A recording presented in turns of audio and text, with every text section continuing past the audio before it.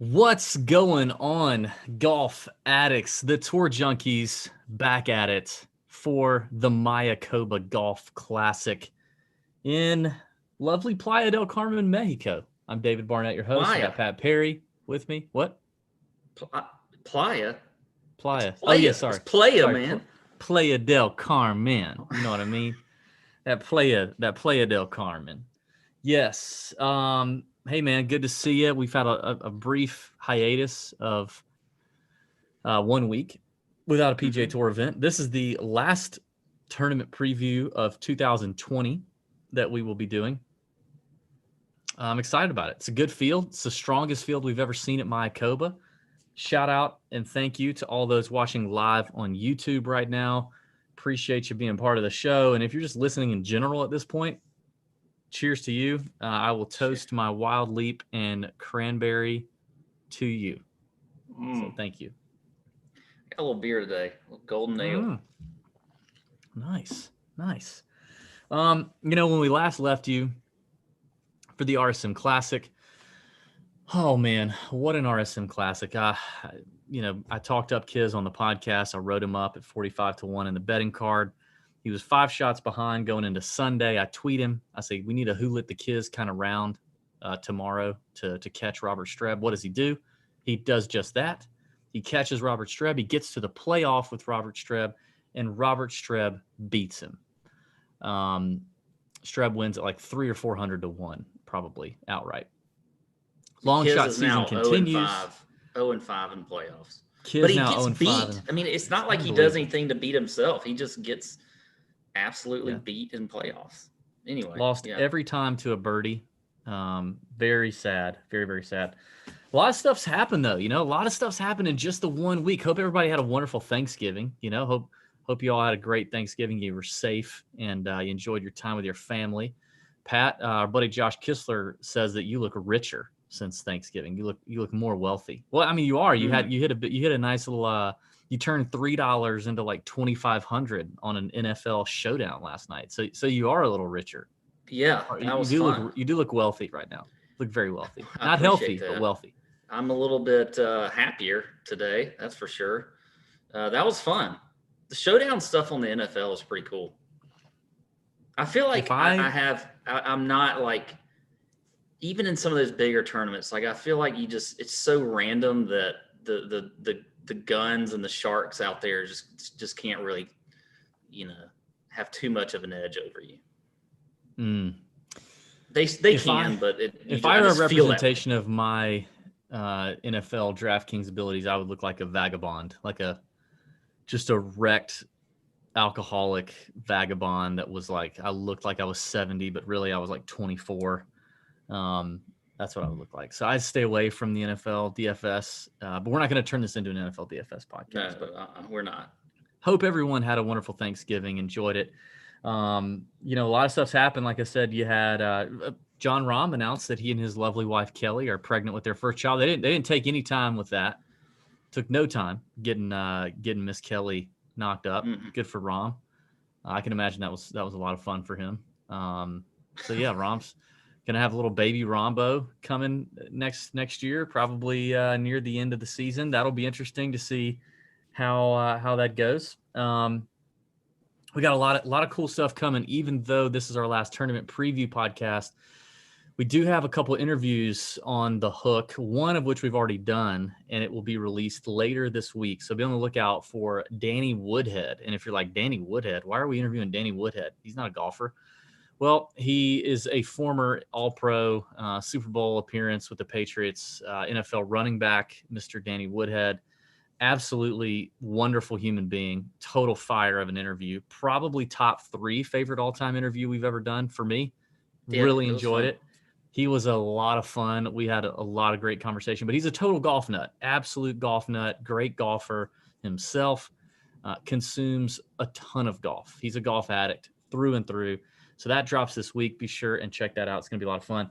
I think we're going to have Kiz on the show here pretty soon. We haven't had Kiz in a while. So we talked to Kiz after the RSM loss, which was painful for him as well. He apologized for not hitting my outright ticket, which I appreciate.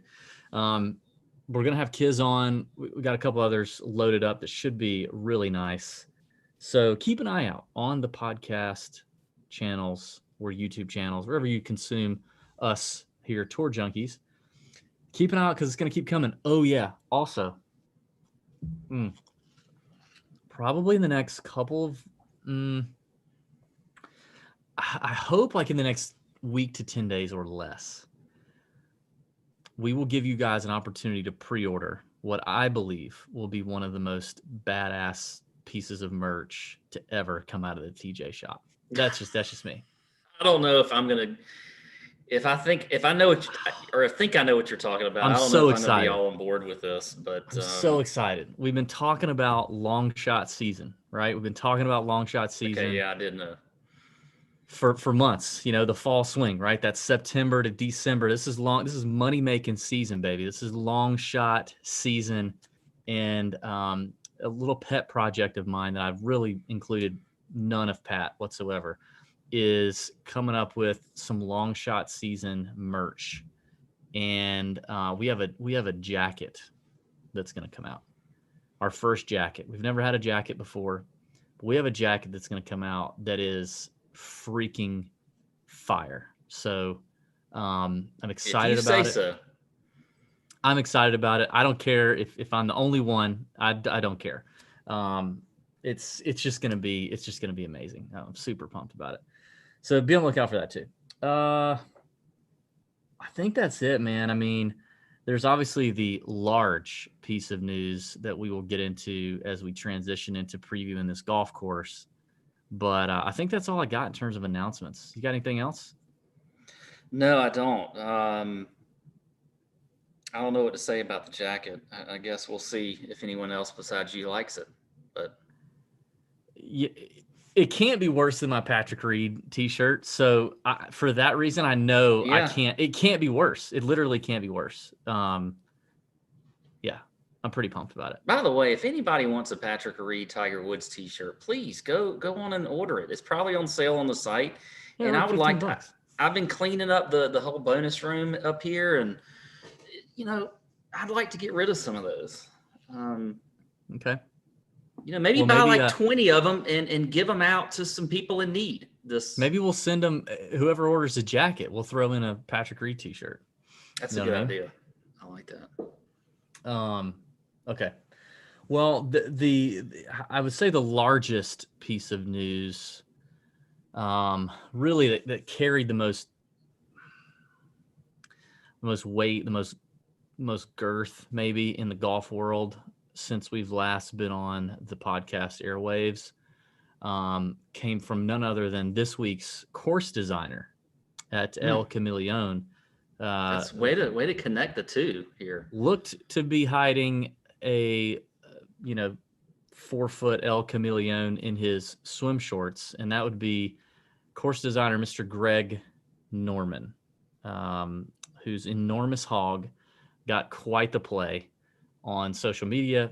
Thanks to us, we really got it started. We really, the viral tweet, semi-viral, it was semi, was a lot of fun. If you've not seen the picture, you can head to our Instagram or Twitter and check that out, or a lot of other people's Instagram and Twitter, and check that out. But apparently Greg Norman, not just rich, not just has his own wine and private jets and Australian accent and, a 6-pack and muscles everywhere to be 70s, however old he is, but also rocking quite the lumber that was put on display in this picture that I think he had staged, and then he decided to somebody decided to share. I think he shared it. I don't know who shared it actually. We shared it first.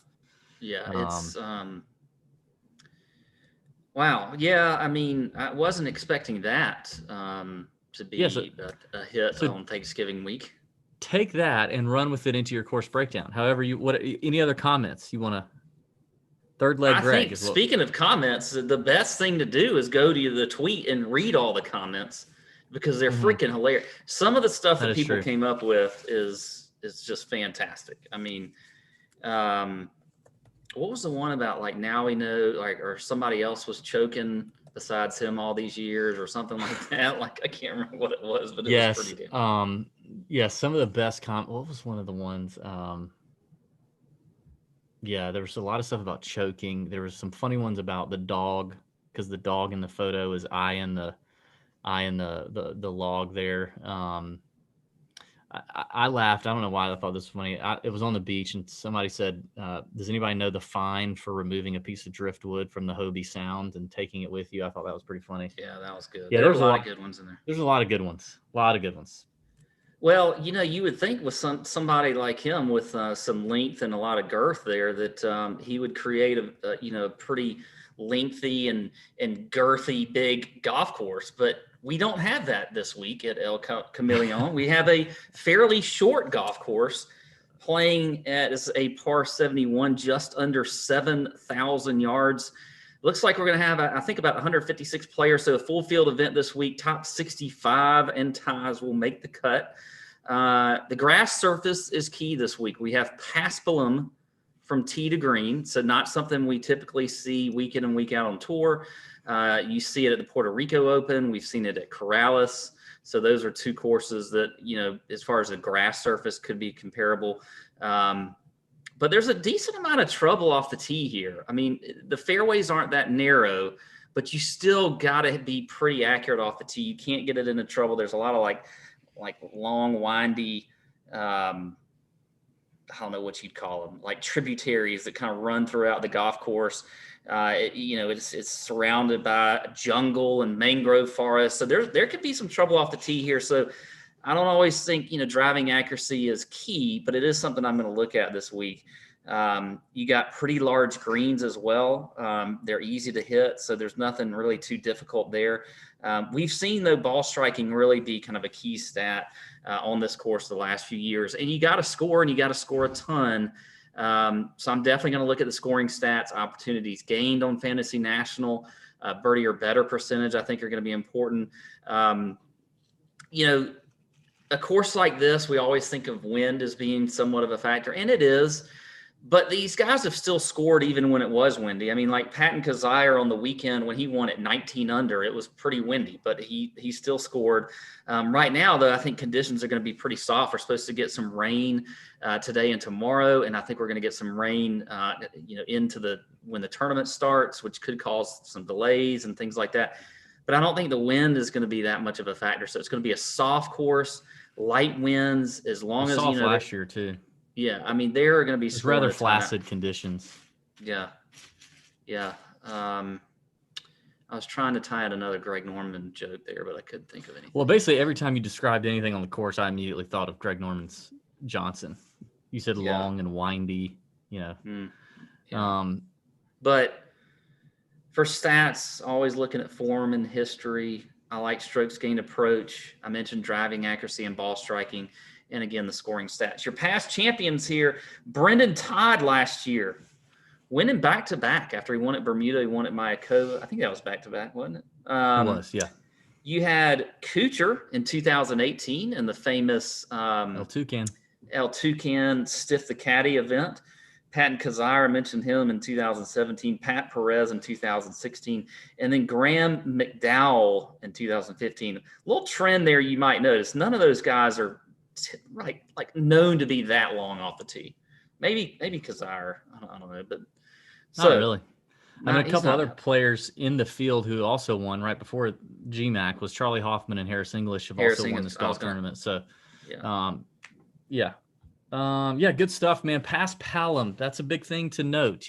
Different green surfaces here. We've got a couple caddies on site. We've got a couple players on site. We know. We'll try to get some information in the Nut Hut on Wednesday night for the chat. In terms of how those things are rolling or what our folks think of those greens. I'm sure we'll get some good feedback there on the Paspalum. I have notes from 2019's Mayakoba, and my notes say this. I really, really stressed accuracy and putting. In fact, I wrote accuracy was huge. Like Greg Norman's hog. I didn't write the second part, but I said accuracy was huge. I don't think you wrote that second part. Yeah. Accuracy and putting, I underlined a lot. So, I do think this is a very a very demanding course in terms of being on the proper sides of the fairway. The fairways are wide, like you mentioned. But if you go back and look at some of the things these players have said in years past, a lot of them talk about being on the proper side of the fairways, having the proper angles into these greens. They are big greens, but you still want to be on the proper tier, give yourself plenty of birdie looks. As Pat mentioned, a ton of low scoring here. This thing could easily get to 20 under, 22 under, 23 under. This is even a much stronger field than we've ever seen at Mayakoba with Justin Thomas, Brooks Koepka. The top end of this field is really good. Now, when you look, you said putting. I did say putting. What would you look at there? Because I don't necessarily think you need to go back and look at Paspel and putting. I don't think I would do that. I don't have that data. There's not enough really here. There's some. You mentioned the courses, Corrales, Bermuda, all that you can compare it to, but there's still not going to be a lot of sample size. I think you just need to think through good putters in general. If you look at Brendan Todd, Matt Kuchar, Pat and Kazire for sure. Probably not Pat Perez, but Graham McDowell, Harris English, maybe even all really, really good putters, like known to be great putters.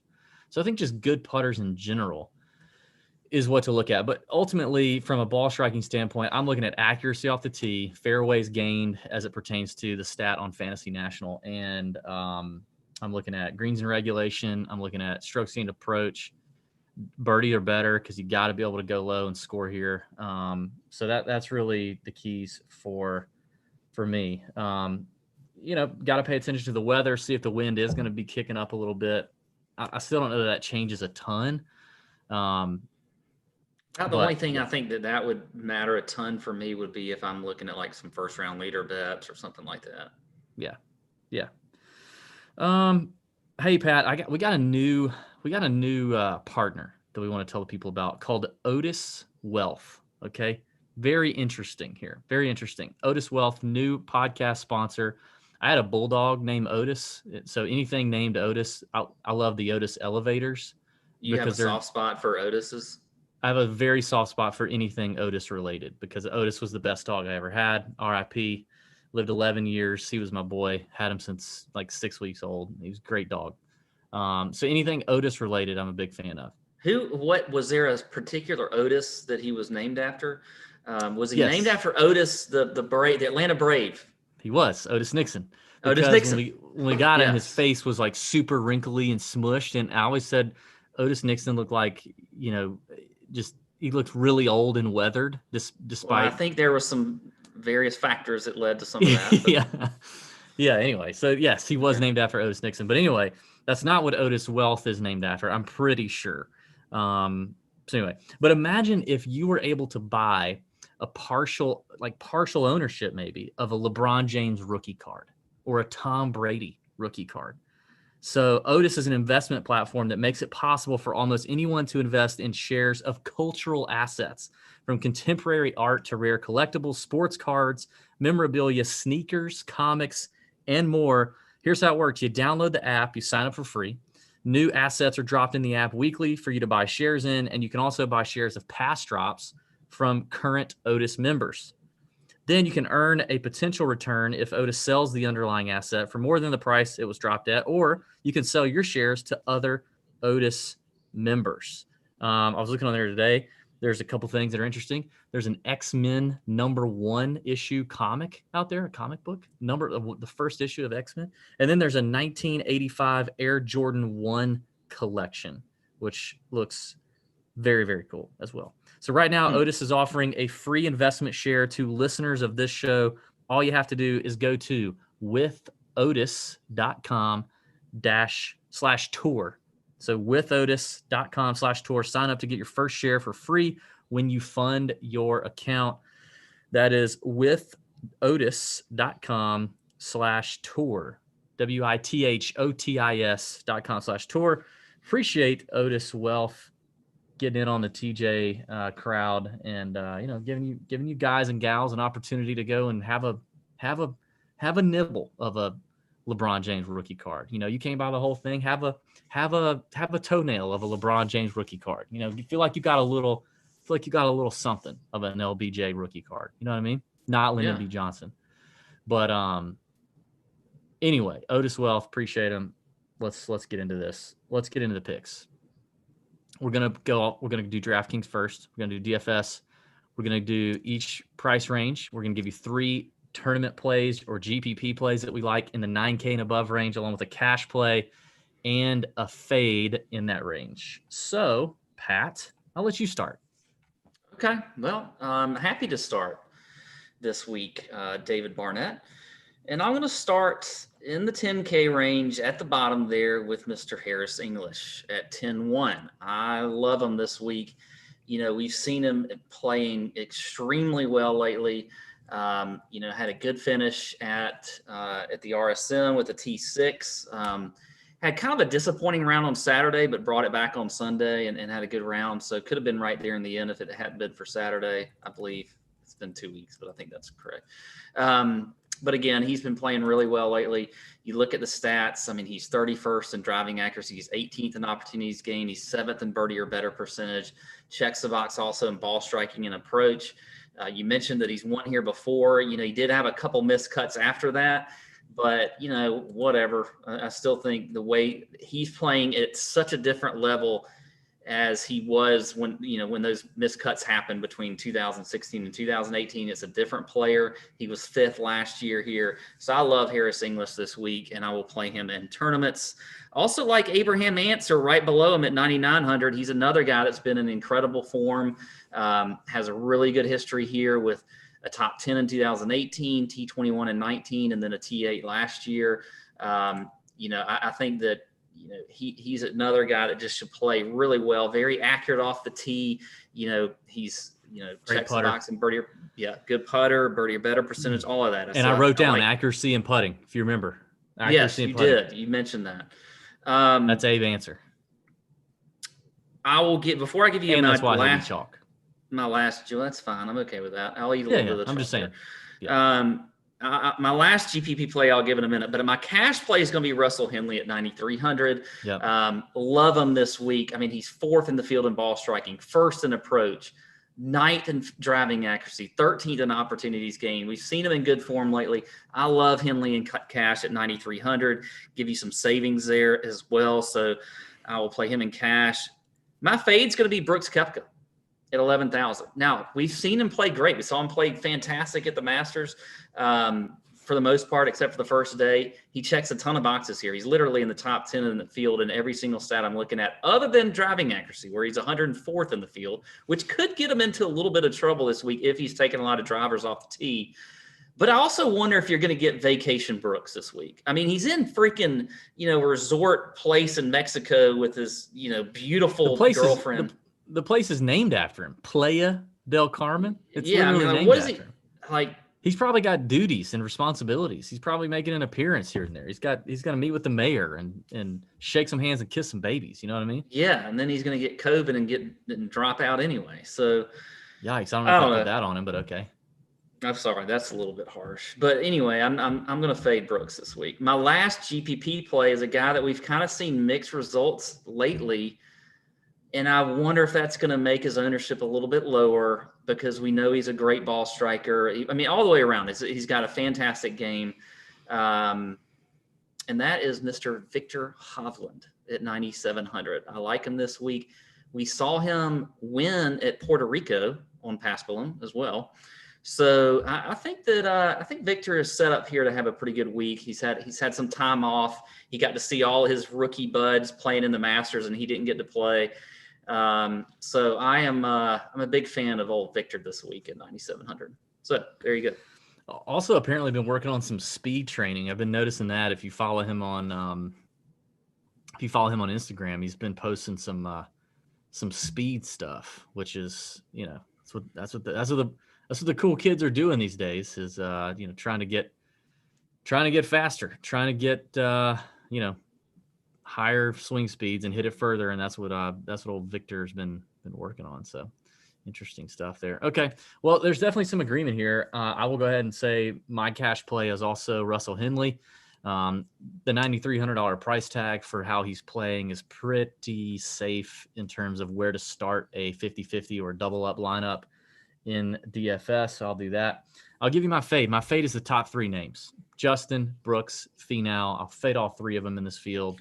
Yes, they are the cream of the crop in this field. Yes, I do like these guys. I mean, I was on Brooks for the Masters. I was on Finau for the Masters. Brooks did well. Finau let me down, but I just, I don't know.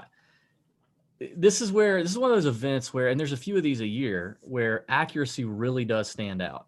And you do truly have courses where guys are hitting it to a lot of the same places. And if that's the case, like, it doesn't matter if Brooks is hitting a 3-iron there and, Chez Reavie's still hitting a driver there. Chez is just as accurate, but it just takes away the weapon, right? It takes away the weapon that JT and Brooks and Tony and some of these guys have. Some of these long hitters, it just takes away a little bit of the oomph, you know what I mean? A little bit of what they got down there to really brutalize the golf course. Now, maybe they do something different, that we've not seen.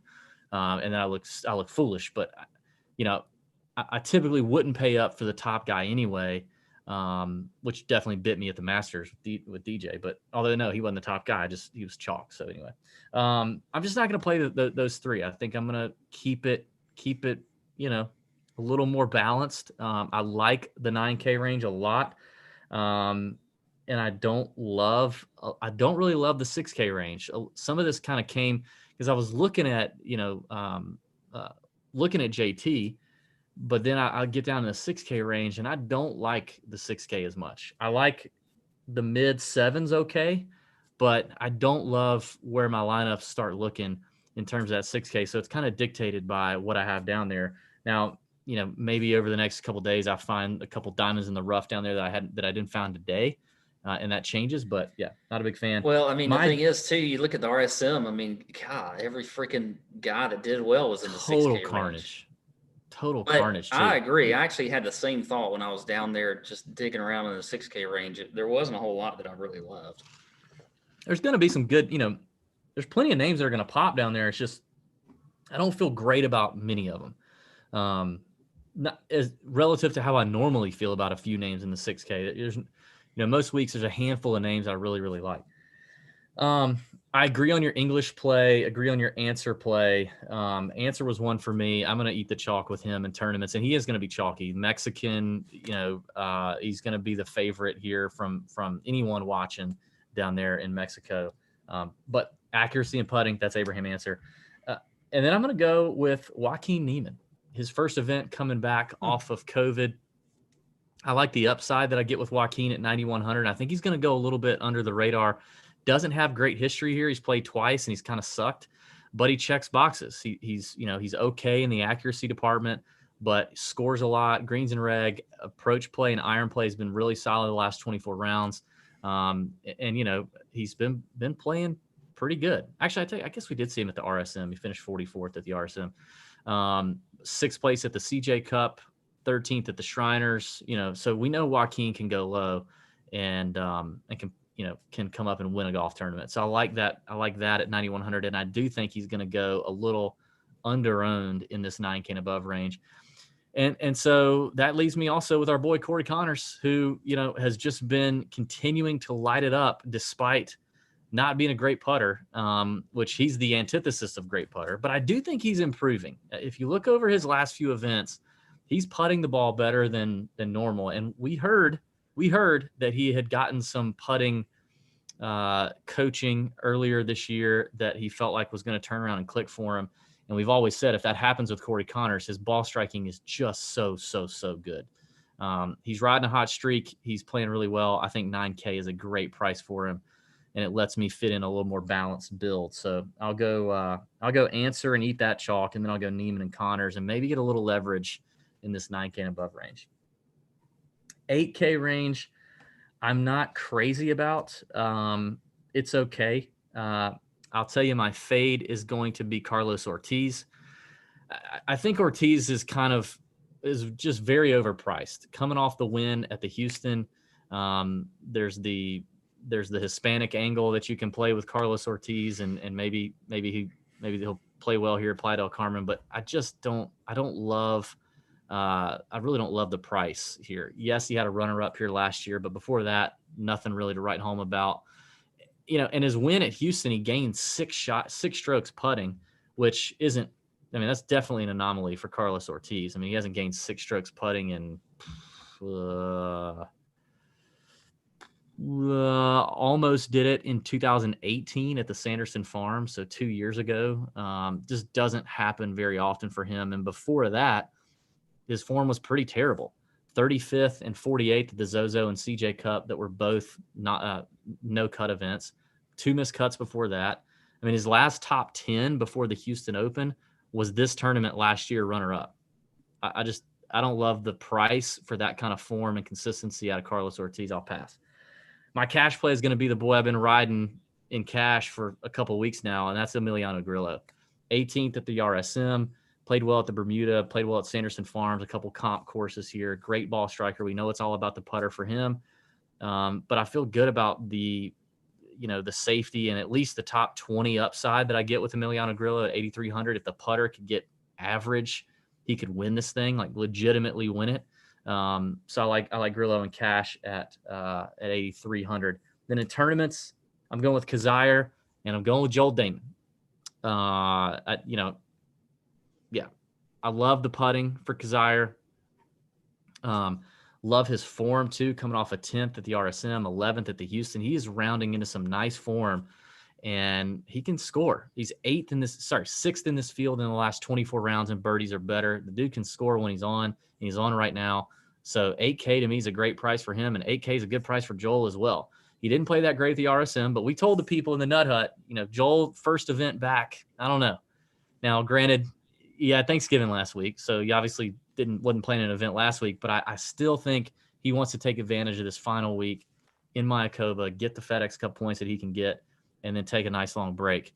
Now, if he's not in it over the weekend, like even if he makes the cut and he's not really in it, good God, like Joel's probably going to be like, get me the hell out of here. But I like the upside for Joel here at 8,000. I think that's a good price.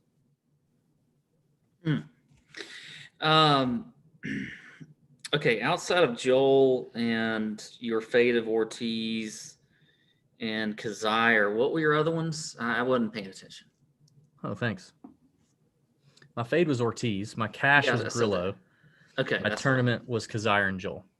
Okay, that was what I was wondering, is if you had talked about Grillo, because I have him as my cash as well, so I don't need to go on about that. I agree with you there. And I had Joel as one of my GPP plays. I just think I like him this week. I think it's a good course for him. And so, I like him at 8,000. Kazire, when you mentioned him, I wondered if you were in the wrong. You went to the 7K range without me knowing, but I guess he is at 8,000 and whatever. He's right at 8K. I don't mind it. Former winner in good form. He's priced at 8K. It is what it is. Okay. All right. It's okay. My last, though, GPP play is, and this is, I got to put the alert symbols up because everybody will start going nuts because he doesn't check any boxes whatsoever. So this is a gut play for sure, but that is Mark Leishman at 8,700. He's a guy that was playing absolutely incredible before the whole break hit. He had won a tournament. He finished second at the Arnold Palmer. He was right there just doing well, and things kind of, he didn't play that well right after the break. But, we saw him finish really well at the Masters a couple weeks ago with a T13. So the game could be coming around here. And so I think Leishman on a course like this, it's not particularly long, I think he has a great chance to do well. I think he'll be low owned because, folks will look at, some stats for him, and the form hasn't been all that great. So I like Leishman at 8,700. So he surprised a lot of people at the Masters. Even though he always plays well at the Masters, the form was so bad going into Augusta, if I remember correctly. Not great at all. He wasn't bad. Terrible. I don't think he was missing a whole lot of cuts, but he was. Well, he played in 3 non-cut events before that, and he almost finished DFL in every one of them. Yeah. So, there you go. So he was playing pretty terrible. My fade, though, is Billy Horschel at 8,800. Just not a fan of him this week. He hadn't been playing that great. You look at you talking about almost dead last. He was 69th at the Zozo.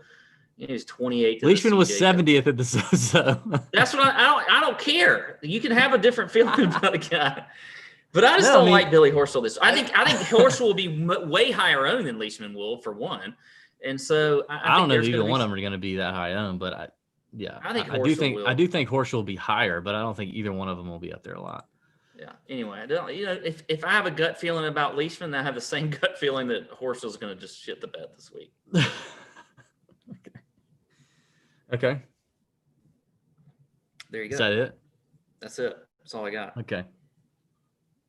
Man, I'm gonna need to drink some water after this. I can tell the wild leap's getting to me a little bit, but we have get some red stripe, maybe a red stripe. Good God, no. Those of you who watch the Danny Woodhead podcast, the red stripe thing will make sense. No, I want to get some Hydrant, man, some Hydrant, which is now our go-to for just daily hydration, but also recovering from a possible hangover or preventing a possible hangover, because drinking enough water is critical to a healthy lifestyle. It increases your brain power and energy and productivity and helps you focus, prevents headaches, helps digestion. It improves your skin and your mood, Pat, which you need a lot of. So, when you're dehydrated, you can't concentrate. Like Pat can't concentrate on my picks. You feel tired. So it's easy to go off track, but Hydrant helps you hydrate faster. It's refreshing, scientifically balanced powder that you mix with water to hydrate quickly. It helps you stay hydrated longer with water, more than just water alone. It's got 4 key electrolytes: sodium, potassium, magnesium, and zinc, made with real fruit juice powder and no artificial sweeteners or colors. No nonsense, all science. Bryson would love it. Delicious and refreshing flavors like blood orange, lime, and grapefruit. Blood orange is my absolute favorite. I love anything blood orange. There's a bar down the street that has a blood orange margarita. Incredible. If I drink a Hydrant blood orange before that, it'll be the best. Can you get a blood orange at like your normal grocery store? I don't know if I've ever had a blood. I don't think so. I've never seen one. You got to try it for yourself. See what we're talking about. It tastes incredible. It works. It's backed by 100% satisfaction guarantee. If you don't love it, you can send it back and get a full refund. About to call some action here, Pat. Get ready. I'm going to call some action for the people. All you got to do, we've got a special offer for our listeners to try Hydrant with a free 5-pack. You just pay $4.99 for shipping and handling. And to get in on this deal, you go to drinkhydrant.com/Tour Junkies. That's drinkhydrant.com/Tour Junkies to try it free. Hydrant, where water meets wellness. Drinkhydrant.com/Tour Junkies. Drinkhydrant.com/Tour Junkies. I've been waiting for, a hydration assistance place to get on board with our podcast to help me feel better on Tuesday mornings. Yeah, I'm happy about it. It's good stuff. I've already tried it. It's fantastic. I felt really hydrated. Yeah. After many, many drinks. Yes. Same. All right, let's get into the 7K range in DFS. There's a few names here I really, really like. The first one is at the top of the range, and that is Mr. Scott Piercy. I was on Scott for the RSM. He played pretty good. Piercy's got a good record here. I mean, last 4 times he's played here, T26, T6, T4, T16 in his last 4 appearances. Checks the box in fairways, strokes gained approach, birdie or better. I'm really liking Piercy right now, and the form is good with 3 top 20s in his last 4 tournaments. 7,900. I feel like that's a really good value for Scott Piercy. The next name does scare me a little bit. It's been some time since I have played this person. And typically, I mean, his reputation is that he will drive you BANANAS. No, you are not going here, because I was going to go here, and I know exactly who you're about to say. And if I'm wrong, I'm not going to eat paper again. But I don't know, I'll chug a beer on the show or something. But I know where you're going here. I can't believe you're about to go this. I don't even think I've mentioned his name all year long. I don't know that I've mentioned him.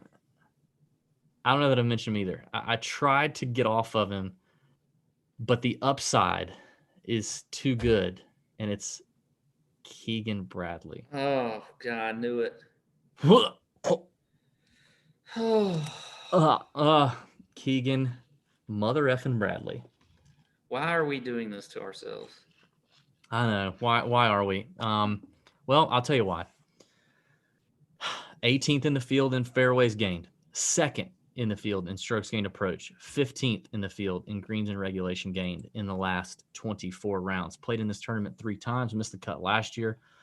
Finished 15th and 8th back in 2017 and 2016 when he played it before. He's coming off a T15 finish at the RSM, a T4 at the Sanderson not too long ago. The thing with Keegan is he's got a high ceiling and a low floor. Miscuts sprinkled in here. I mean, he just can't seem to rattle off good finishes in a row. But he's gained strokes with his irons in every event since the Northern Trust back in August. So that's 2, 4, 6, 8 events in a row. He's been in the positive with strokes gained approach, and most of that over 2 to 3 shots, 4 shots. He's, and I actually even looked at this too. I was like, you know what? I bet he's hitting it long, but I bet he's not hitting a lot of fairways.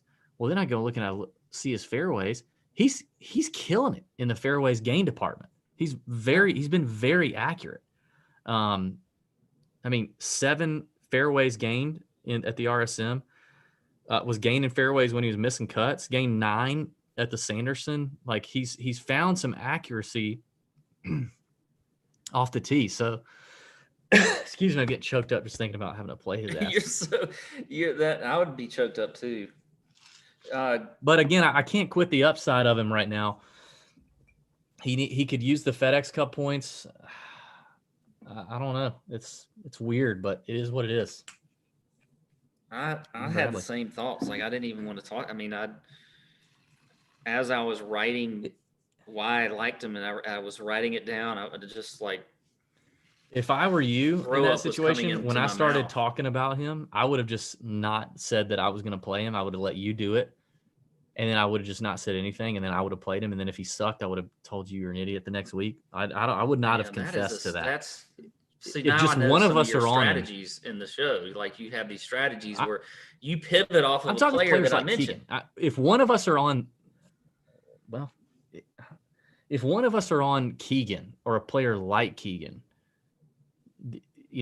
that's enough. That is enough. We don't both need to be. Yeah, we don't. But I wrote him down. I'm beholden to what I just wrote down. Ooh, good. All right, so I'm going Piercy, Keegan, and then another name that I haven't said in a while, but I'm trying to give you a little something different here. And again, I'm thinking upside here. I think high ceiling, low floor, tournament play, $7,200. He's going to give you a lot of ownership leverage. Maverick McNeely. Who, if you look over his last 5 events, miscut at the RSM, T20, T21, miscut, T17 over his last 5 events. Now, Maverick, one of the best putters in the field, typically. So, we'll see what he can do. Hasn't been doing well with the putter lately, but over his, 44 events measured on the PGA Tour within Fantasy National, he's one of the better putters in this field. He's a young guy. He's motivated. He definitely could use some points. He could use some status upgrades. He's a longer hitter. He's not super accurate with the driver. Hopefully Maverick takes a lot less than driver here this week, and he just hits some fairways with his irons, and he goes from there. But I just like the upside and the low ownership and the putting out of Maverick McNeely. My cash play, and you could play him in tournaments for sure at 7,400 is Doug Ghim. What can you say about Doug Ghim? Ever since I cursed Doug Ghim a few weeks ago, he's been on fire. Absolute great form. No record here, but great form and checks literally all the boxes. Fairways, approach, greens and reg, around the green, birdie or better, all of it in the last 24 rounds. 7,400, I think you could roll with Doug Ghim in cash. He's another one that wants a status upgrade, needs to get to the next level come January. What can you say about Doug Ghim? And then you hated my Doug Ghim play at the Bermuda. I did, but I will say this: I came around on him right after that. Like it didn't take me weeks to come around on him. I said it that one time, wasn't on it, made fun of you for it. He played great, and then I came around, and then he's played great since. I've been on him since. He's been good. I appreciate that. I feel like that was somewhat of a props to me. Yeah, it was. You were early on him. I made fun of you, but then I got on real quick. I got on the Gim train real quick. My fade is going to be a guy I hate to fade. It's Sepp Straka, $7,600. I love Sepp, but like I mentioned with some of the names up top, a course that just demands accuracy and everybody playing to the same spots. You just take the weapon of driver out of Sepp's hand, and you take an extra par 5 out of his, out of the golf course being a par 71. I don't like Sepp. His driving accuracy is very bad. He's 100th in around the green play. He's not a great scrambler. Doesn't get up and down very often. He does score a lot, which is good. The irons are sharp, but I don't love Sepp here in terms of just taking away that driver, taking away that extra par 5 he can go low on. Yeah. And so, played here last year, missed the cut. I don't think this place is built for Sepp Straka. So there you go. All right. So we have a little more agreement too down here. I was with you on Keegan. Obviously, we talked about that. I'm with you on Doug Gim. So both of those guys were actually GPP plays for me. My other GPP play and a cash play is Adam Long. It's 7,800. I think he's another guy who's been in, he's been in pretty good form. We talked about, you look at the, at the stats for him. He's 15th in the field in driving accuracy, checks the box and opportunities gained. So 2 stats that I like. Now, his approach and ball striking leaves a little bit to be desired, but again, I like his form. You look at the tournament history here. He had a 2nd place finish in his first start here last year. So I like Adam Long at 7,800, and I think he can play him in cash as well. He's just a good, solid player. I don't mind the Doug Gim play. I think I like Adam Long a little bit more in cash. But either way, that's who I like there. And then my fade is going to be HV3. Now, he checks a lot of boxes other than driving accuracy, but I think he's going to get pretty high ownership. He's got a good history here. He had a T5 in 2016, followed that up with a missed cut. Then he had a T6 in 2019, followed that up with a T58. He's just been so inconsistent lately. That's the thing about HV3 that, and I love him. And I think he can definitely score when he's on. But I just feel like we're in for a little bit of a disappointing week from him. So, and then I think his ownership will be pretty high in this 7K range. So I will fade some HV3. That said, I'm going to let you start the 6K range. I got to go make a quick refill and I'll be right back. All right. 6K range, pretty straightforward for me. I'm going to go Wesley Bryan. We've already talked about accuracy, putting. That is Wesley Bryan. I know that he pulled into Mayakoba early on Sunday to get ready, get prepared. He doesn't have a lot of status. He's still working off of major medical. He's got to take advantage of the starts that he gets.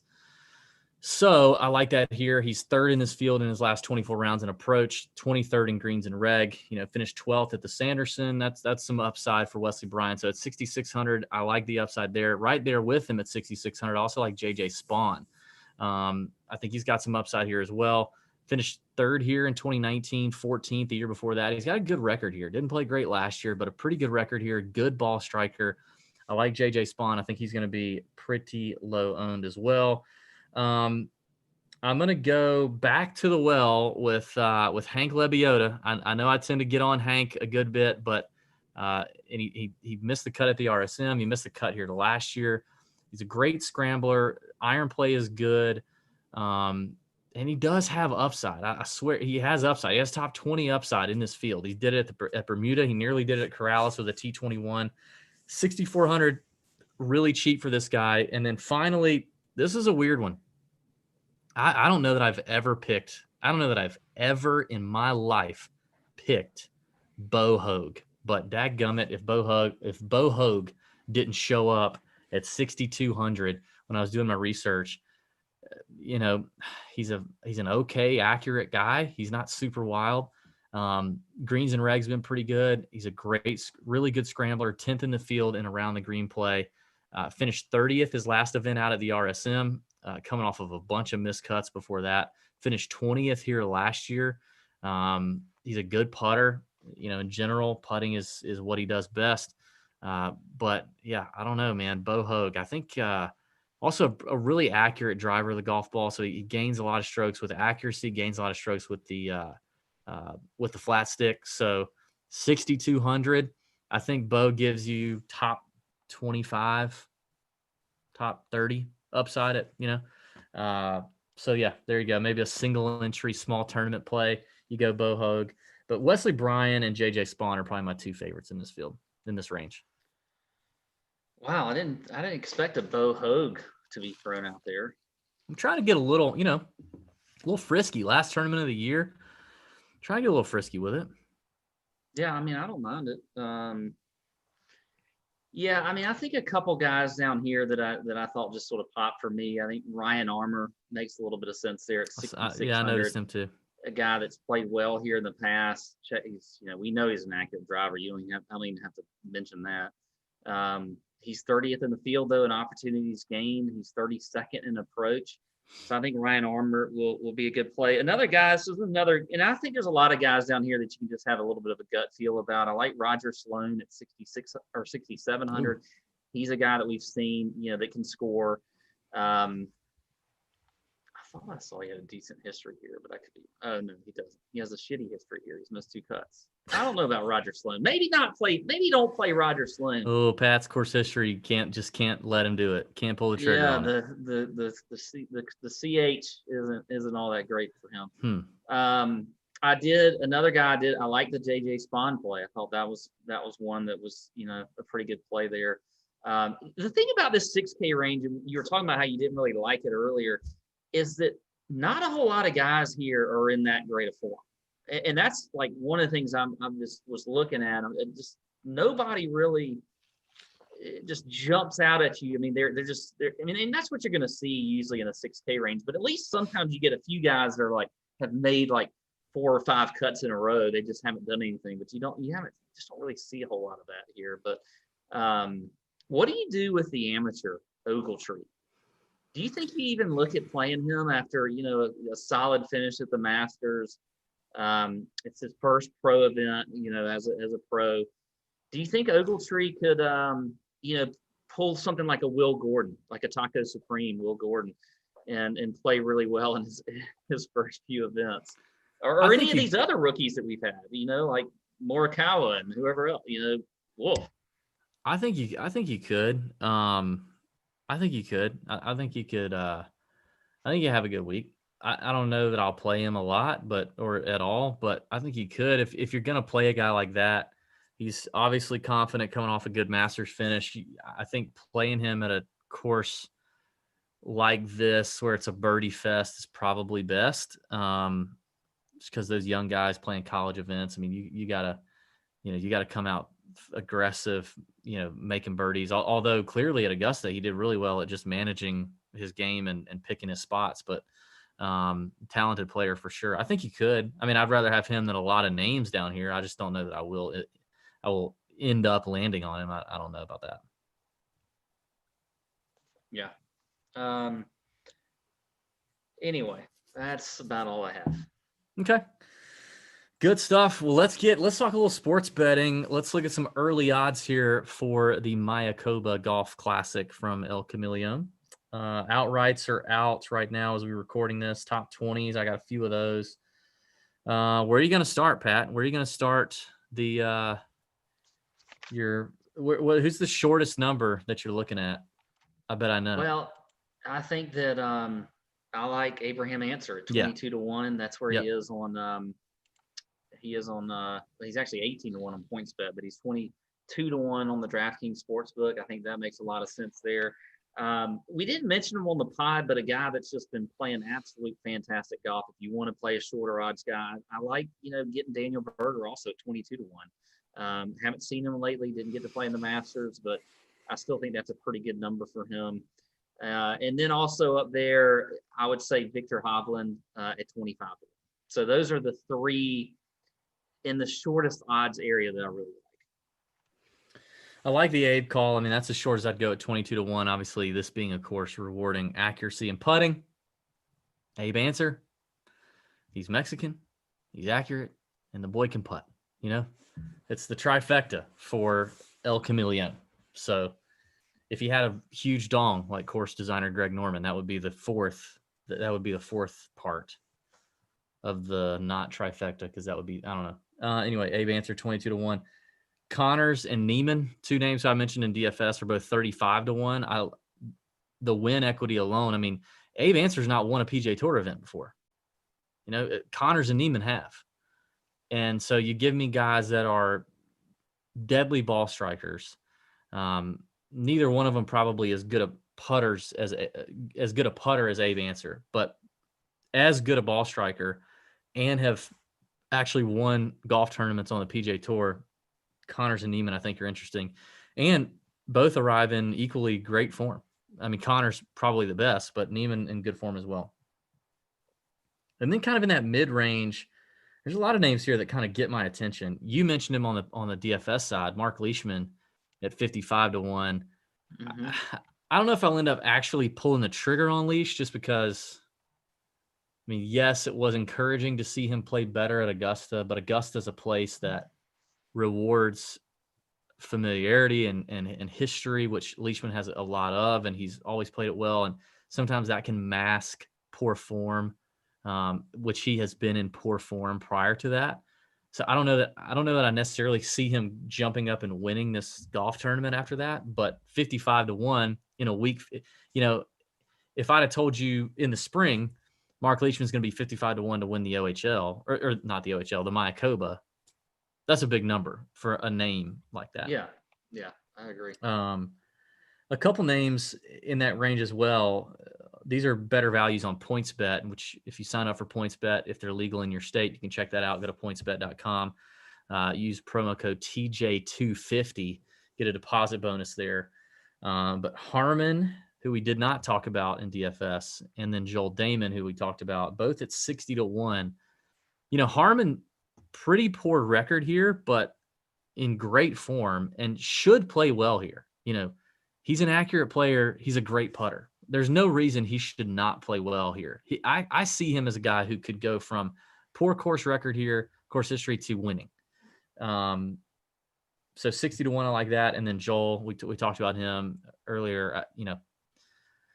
Maybe not as a ton of win equity with Joel, because he can't seem to close the door on one, or even find himself late on a Sunday lately. But it's a weak field. It suits his game. He doesn't have to overpower the golf course. I don't mind the number. What are some intermediate kind of numbers there you like? So I had Joel written down. I had Leishman written down. I think Grillo at 50-1 is another guy in that range that's also pretty good bet this week. I liked, Sebastian Munoz, a guy that I've been on. And I just can't, I don't necessarily know if I like him a ton in DFS from an ownership standpoint. We'll see where he is, but he's just been in great form. He's at 66-1 in that range. I think that's pretty good for him. We talked about Keegan. He's at 70-1. I think those are pretty good numbers there. Adam Long, if we're getting into that 100, he's 70-1. If we're getting into that 100-1 range, and then we can talk more long shots. A guy like Denny McCarthy coming off of a missed cut at the RSM, and you're getting him at 100-1. I mean, I think that's a really good number there. Another accurate player with a great flat stick. Yeah, so I like him as well. And then I'll let you start as we get into the we're in long shot season here. So, well, there's a couple more. I mean, I like Kazire at 70-1, former winner here, great putter, great form. I like Piercy at 80-1. Great record here, great form, ball striker. Just, it all is going to come down to the putter for him. I had McCarthy written down. Love that play. I like Doug Gim at 125-1. Again, a young guy that needs to jump up the next status level on the tour. This is his last shot at doing so. He's getting limited starts. He's in here because of a withdrawal. He was an alternate. So, I mean, he has to take advantage of his spots, and he's been doing that in the fall, and he's got the game. So Doug Gim at 125-1 is interesting. Then I get into some real bombs here. On PointsBet, JJ Spawn is 250-1. JJ, known ball striker. decent form. He was one that a couple years ago, coming off the web.com, we all thought was going to be a staple on the tour. Ball striking is just so good. So he seemed to have found a little something here lately at 250. I think that's a good number. And then I talked about him in DFS. I like him a lot, but Wesley Bryan at 300-1 is a big number for a PGA Tour winner at Harbor Town, another short course that rewards accuracy and putting. He's been here since Sunday, been in Mexico since Sunday, grinding it out. Also on limited starts with a major medical.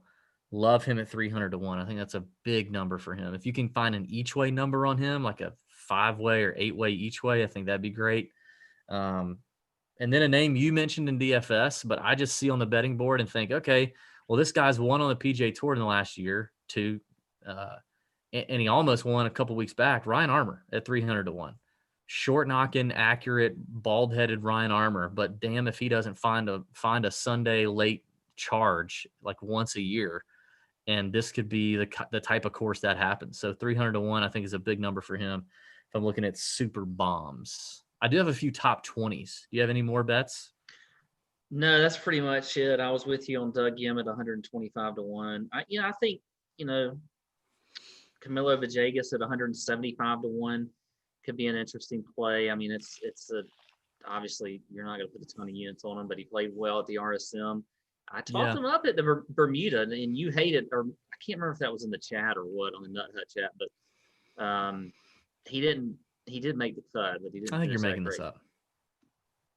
But he played well at the RSM, so there you go. A few top 20s. Wesley Bryan, who I just mentioned, is 8-1 as a top 20. Really like that. JJ Spawn, who I mentioned, 7.5-1. Love both of those. Henrik Norlander. We've not talked about Henrik. He's 5-1 for a top 20. This is his first event since COVID, right? This is his first event back since COVID. He got tossed out of the RSM.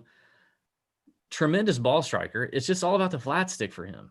So it does his winning upside, I don't really think is there like it would have been at maybe the RSM. He's more comfortable on Bermuda surfaces, but I think the putter may hold him back from winning. But I do like the top 20 number at 5-1. Doug Gim is 4.5-1 as a top 20, and Denny McCarthy is 3.5-1 in a top 20. So if you're a little more conservative in terms of your bets and you like to play it a little safer, risk a half a unit,